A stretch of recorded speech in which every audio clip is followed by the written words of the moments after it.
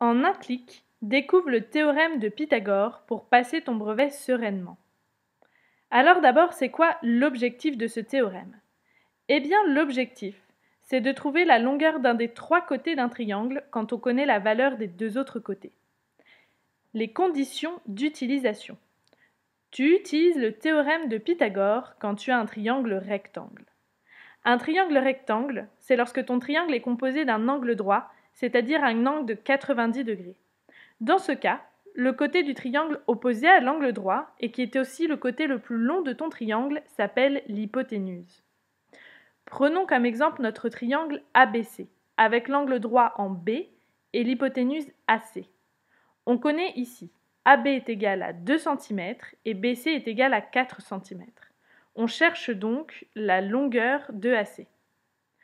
On applique alors le théorème de Pythagore qui dit que hypoténuse au carré est égale à la somme des deux autres côtés au carré.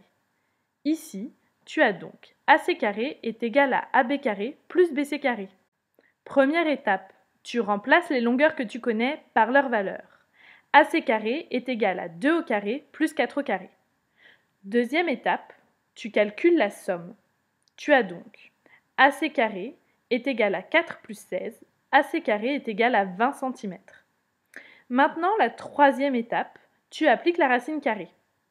Tu sais que AC carré est égal à 20, donc racine carrée de AC carré est égal à racine carrée de 20.